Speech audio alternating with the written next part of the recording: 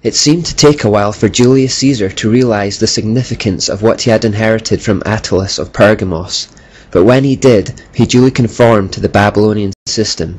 He assumed the position of supreme ruler of Rome, and it became an empire, thus confirming his kingship. He also made himself high priest in 63 BC, a full 70 years after the death of Attalus, therefore establishing himself as the legitimate successor to the head of the Babylonian mysteries. To complete the Babylonian system set, he then also declared himself to be a god, exclaiming on 25th of December 48 BC in Jupiter's temple in Alexandria that he was in fact Jupiter's incarnation.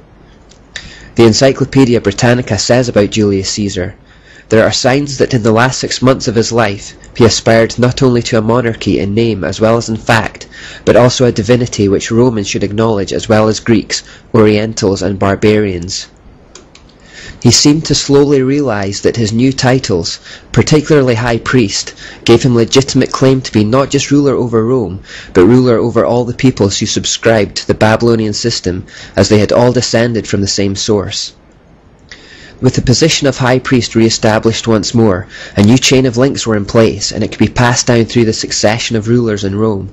It was from Julius Caesar's name that the subsequent Roman emperors took the name Caesar, which was thereafter a title invested with kingship, priesthood and godhood. This fact gives added poignancy to the trial of Jesus before Pontius Pilate.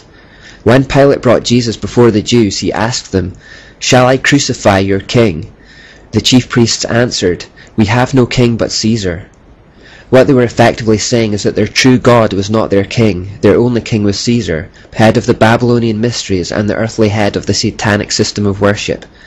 It was another of those straight choices between two kingdoms, as all choices of this type are. In that declaration they chose the kingdom of darkness. They paid the penalty for that declaration too.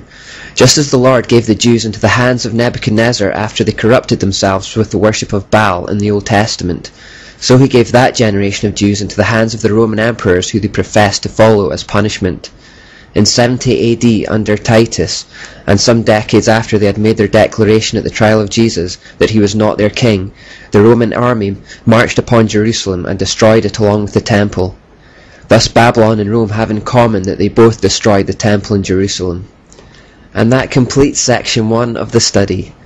We followed how the mystery religion was passed down through the period covered by the Old Testament from Genesis, and in the next of the 4 sections we're going to start following it from the time of Jesus right up to the period of the Enlightenment.